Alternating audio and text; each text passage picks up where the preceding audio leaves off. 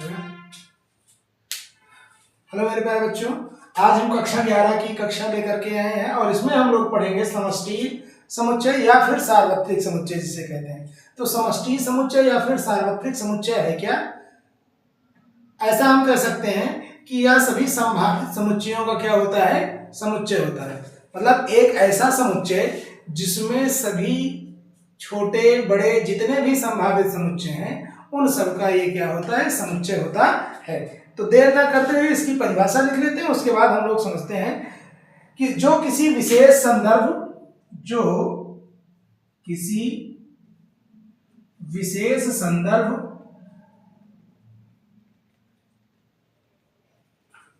में जो किसी विशेष संदर्भ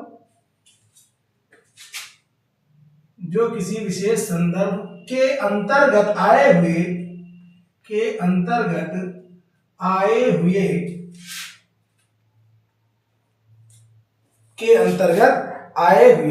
सभी समुच्चयों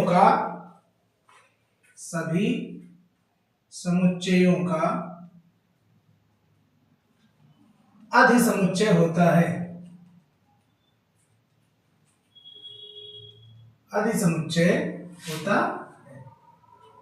इसे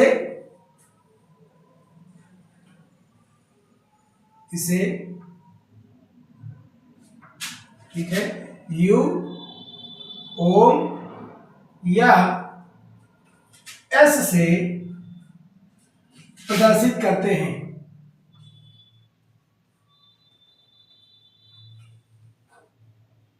ठीक है बेटा, जैसे एग्जाम्पल के तौर पर अगर हम देखें a is equal to 1 2 3, b is equal to 4 5 और c इज इक्वल टू 6 7 8। तो s इज इक्वल टू समष्टि समुच्चय क्या होगा? s या फिर u या फिर ये आपसे ओम बोलते हैं, लेकिन अभी यहाँ पर ये ओम नहीं समष्टि समुच्चय को प्रदर्शित करेगा। इज इक्वल टू क्या हो जाएगा? 1 2 3 4 5 6 और 7 और ये क्या हो जाएगा? 8। ये क्या कहलाएगा? आपका समष्टि समुच्चय या फिर सार्वत्रिक समुच्चय। चले नोट कर लें। फिर उसके बाद हम लोग देखेंगे विसंगीत समुच्चय किसे कहते हैं। विसंगीत समुच्चय उसे कहेंगे दो समुच्चय जिनमें कोई भी अवयव उभयनिष्ठ ना हो, उसे हम लोग क्या बोलेंगे? विसंगीत समुच्चय। यहां लिख लेते हैं विसंगीत या फिर असंयुक्त समुच्चय। असंयुक्त समुच्चय दो समुच्चय ए और बी विसंगीत कहलाते हैं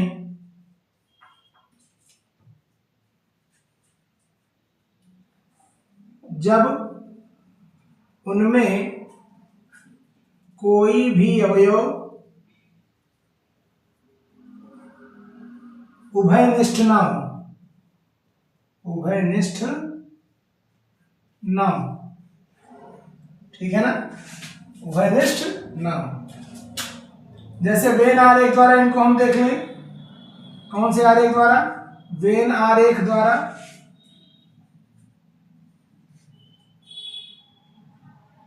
ये ए है, ये बी है, 1 2 4 और 5। इनमें कुछ भी उभयनिष्ठ नहीं है, तो इसलिए ये क्या होगा? विसंगीत समुच्चय या फिर असंयुक्त समुच्चय। चले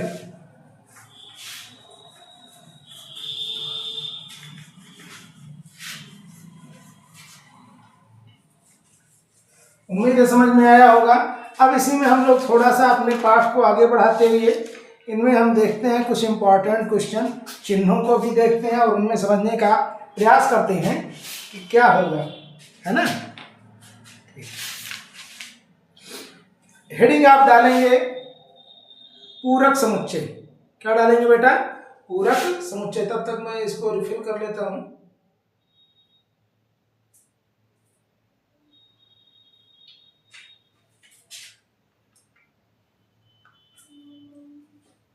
पूरक समुच्चय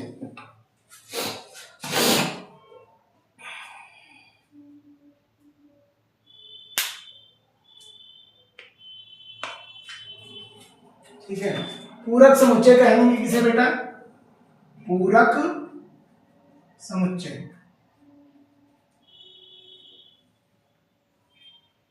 ठीक है, यहां लिखें यदि समुच्चय ए को, यदि समुच्चय ए को सार्वत्रिक समुच्चय, यदि समुच्चय ए को सार्वत्रिक समुच्चय U से हटा दिया जाए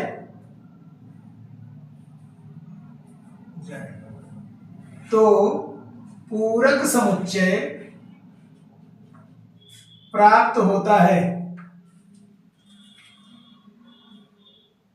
इसे A डैश से निरूपित करते हैं।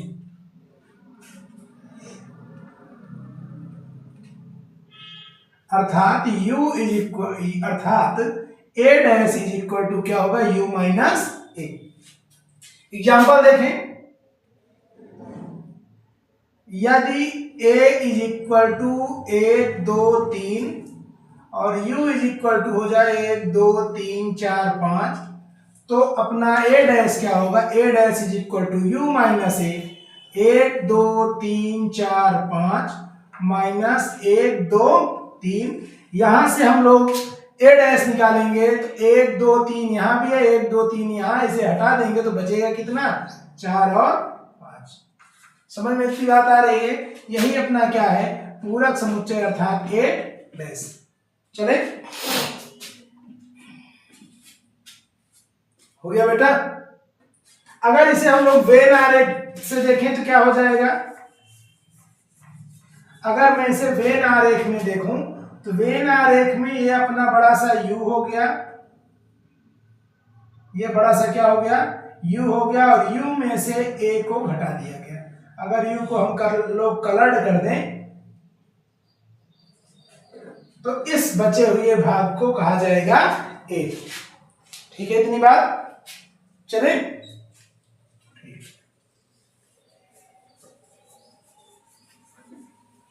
अब उसके बाद एक महत्वपूर्ण थ्योरम है, उसको हम लोग करेंगे। उसमें लिखा गया है किसी समुच्चय A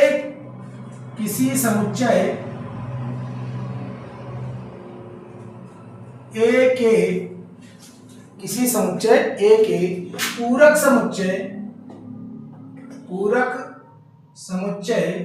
A डैश का पूरक समुच्चय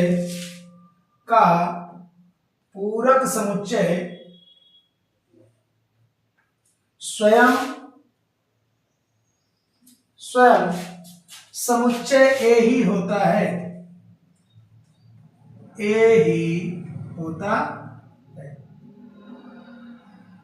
ठीक है ना? यह आपका पहला पूरक समुच्चय का गुण है। ठीक है ना? पूरक समुच्चय का पहला क्या है? गुण है बेटा। तो हमने आपको बताया है कि समुच्चय में अगर हमको कोई चीज प्रूफ करनी होगी तो हम केवल एक ही अवयव लेंगे। तो यहां से इसका हम लोग हल देखेंगे। माना यक्ष कोई स्वैच्छवयव है, माना यक्ष कोई क्या है? स्वैच्छवयव है। माना यक्ष क्या है? कोई स्वैच्छवयव है। तब यक्ष बिलोंग्स टू ए, यक्ष ए में होगा, और यक्ष होगा नहीं कहां? ठीक है ना? X does not belongs to A dash, x does not belongs to A dash. ठीक है, यक्ष अगर ए में है तो यक्ष कहां पर नहीं होगा? ए डैश में नहीं होगा। फिर कहां होगा यक्ष? यक्ष बिलोंग्स टू ए डैश का होल डैश। ठीक है ना? यक्ष कहां होगा? ए डैश के होल डैश में। अगर मैं इसको देखूं तो ये क्या होगा बेटा? लिखेंगे अतः यहां से और यहां से देखें तो यक्ष क्या है? दोनों में है, इसलिए लिखेंगे समीकरण 1 तथा 2 से A is equal to A dash का होल डैश। समझ में इतनी बात आ रही है? चले आगे। ये मोस्ट इंपॉर्टेंट थ्योरम में से एक है बेटा। इसे आप लोग कर लें। फिर उसके बाद हम लोग एक दूसरा चलते हैं, आएंगे हम लोग डी मॉर्गन्स थ्योरम पर। कहाँ पे आएंगे? डी मॉर्गन्स थ्योरम लिख रहा हूं मैं।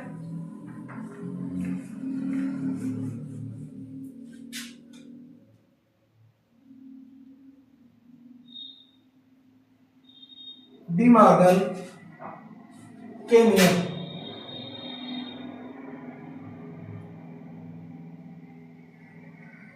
बहुत ही इंपॉर्टेंट ये नियम है डी मॉर्गन का नियम। प्रश्नों को हल करने में भी आपकी बहुत मदद करेगा और पूछा भी बहुत जाता है। ए यूनियन, इसमें दो नियम है, ए यूनियन बी का whole dash is equal to A dash intersection B dash, और दूसरा है B part, A intersection B का whole dash is equal to A dash union B dash. आइए हम लोग देर ना करते हुए इसको हल करते हैं। फर्स्ट वाले को, ए यूनियन बी का whole dash is equal to A dash intersection B dash. इसका लिखेंगे माना, हल में माना यक्स कोई स्वयं अवयव है,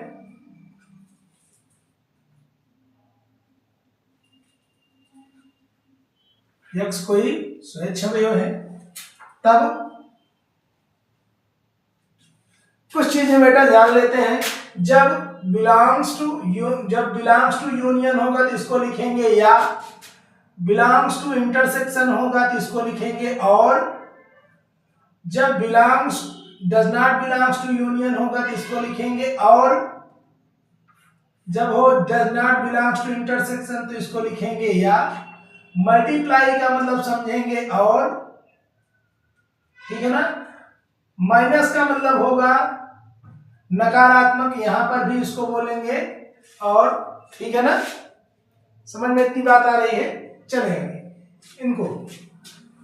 अब जरा देखें, लिख रहे हैं यक्स बिलोंग्स टू, हम इस साइड ऑपरेट कर रहे हैं तो x belongs to A union B का होल डैश इफ, ठीक है ना, इंप्लाइज दैट, ये क्या होगा, यक्स बिलोंग्स टू इसमें है, x belongs to A union B में है, तो यक्स कहां पर नहीं होगा, x does not belongs to A union B में बेटा नहीं होगा, ठीक है ना। फिर कहां होगा, x belongs to A union B dash में है तो यक्स ए यूनियन बी में नहीं होगा। समझ में इतनी बात आ रही। अब इसको हम लोग ओपन करते हैं, x does not belongs to A और does not belongs to union. Does not belongs to union का मतलब क्या होता है, और x does not belongs to B. इतनी बात समझ में आ रही होगी। उसके बाद क्या समझे, यक्स ए में नहीं है तो कहां होगा यक्स बेटा, यक्स होगा ए डैश में और यक्स कहां होगा, बी डैश में होगा। दोनों में से यक्स को बाहर निकालें तो ये बनेगा x belongs to A dash और को हम लोग लिखते हैं इंटरसेक्शन बी डैश। इतनी बात समझ में आई होगी।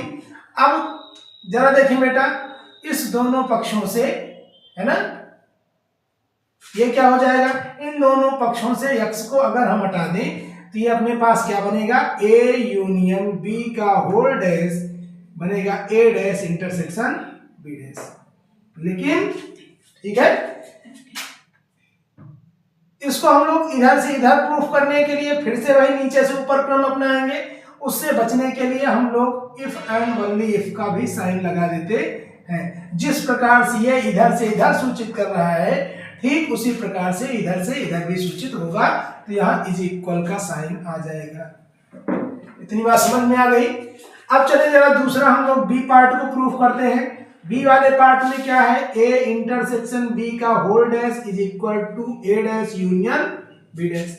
यहां पर फिर से लिखेंगे माना यक्स कोई स्वयं अवयव है,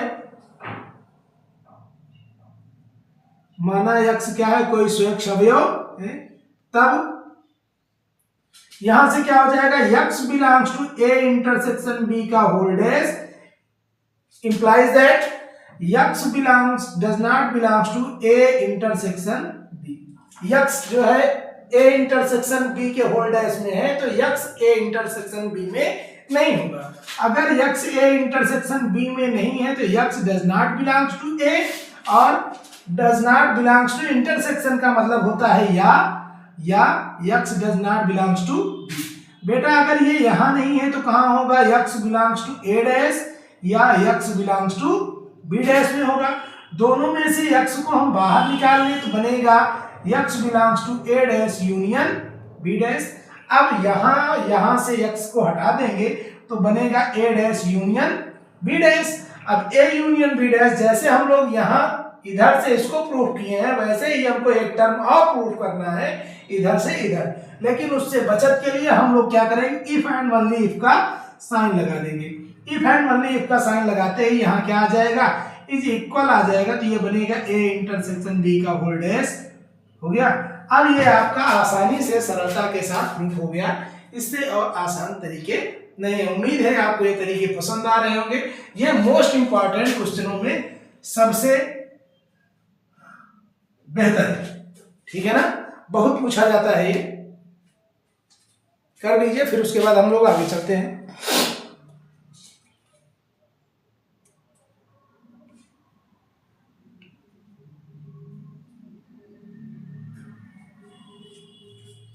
हो गया बेटा?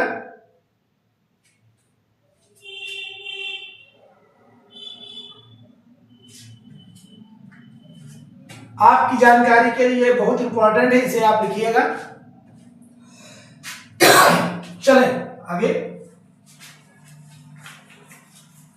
जहां भी आपको कोई समस्या हो वीडियो को पॉज करके आप पुनः उसको जो है अवलोकन कर लें, पुनः से देख लें उसको।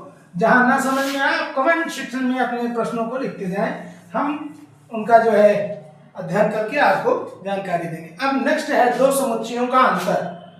दो समुच्चयों का अंतर। बेटा दो समुच्चयों का अंतर क्या है, अगर अपने पास कोई दो समुच्चय a और b हैं तो उनका अंतर होगा क्या, समुच्चय a में से समुच्चय b को निकाल दिया जाएगा ना, अर्थात समुच्चय a व b के वे अवयव जो a में है, समुच्चय a और b के वो अवयवों का जो a में है परंतु b में नहीं, परंतु b में नहीं, इन्हें a माइनस b से निरूपित करते हैं। a माइनस b से क्या करते हैं बेटा, निरूपित करते हैं। एग्जाम्पल के तौर पर देखेंगे, a इज इक्वल टू 1 2 3 4 और b इज इक्वल टू आ जाएगा 1 3, ठीक है ना। अब a माइनस b अगर हम निकालेंगे तो 1 और 3 को हटा देंगे, आएगा क्या बेटा 2 और 4। समझ में इतनी बात आ रही है? चले आगे।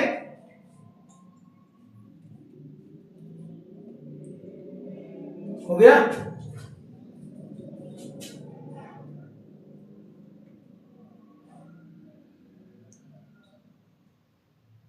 चले बेटा एक दूसरा देखते हैं, ये तो एग्जाम्पल फर्स्ट है, एग्जाम्पल सेकंड भी देखें।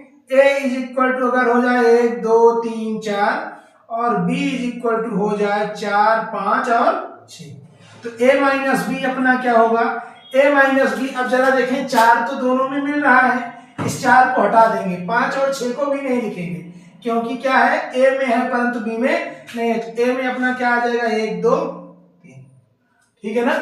b वाले अवयव को बिल्कुल लिखना नहीं है, b वाले अवयवों को हटा देना है। अगर a में मिल रहे हैं तो भी और b में है तो भी उन्हें हटा ही देना है, ठीक है ना। चलिए अब इसी में हम लोग एक नया है, दो समुच्चयों का सममित अंतर देखेंगे। क्या है, दो समुच्चयों का सममित अंतर। दो समुच्चयों का सममित अंतर क्या है, यदि a और b दो समुच्चय हैं तब a minus B union b minus a को दो समुच्चयों का सममित अंतर कहते हैं। इसे ए सममित अंतर बी या ए सममित अंतर बी से प्रदर्शित करते हैं।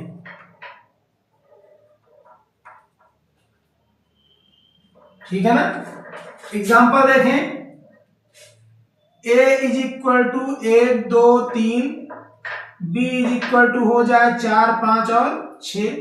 तो इसका a सममित अंतर b अगर हम निकालेंगे बेटा, a सममित अंतर b, तो ये बनेगा आपका क्या, a minus B union b minus a। ये आएगा क्या आपका, a में से b को निकालेंगे तो आएगा 1 2 3, यूनियन b में से a को निकालेंगे तो आएगा 4 5 और 6। तो यहां से टोटल यूनियन अपना निकल के आएगा 1 2 3 4 5 और 6। उम्मीद है चीजें आपको पसंद आ रही होंगी। ये रहा आपका ए सममित अंतर बी। ठीक है। अब उसके बाद प्रमेय है, और प्रमेय को अब हम लोग अगली क्लास में कंटिन्यू करेंगे। तब तक इनमें जहां पर आपको कोई समस्या हो, आप उन समस्याओं को कमेंट सेक्शन में लिख भेजें। अगर आपको ये वीडियो पसंद आ रहा है तो प्लीज़ चैनल को लाइक सब्सक्राइब और शेयर करें, अपने सहपाठी मित्रों को भी भेजें और अधिक से अधिक लोगों को इसके लिए जागरूक करें। तब तक के लिए धन्यवाद। जय हिंद।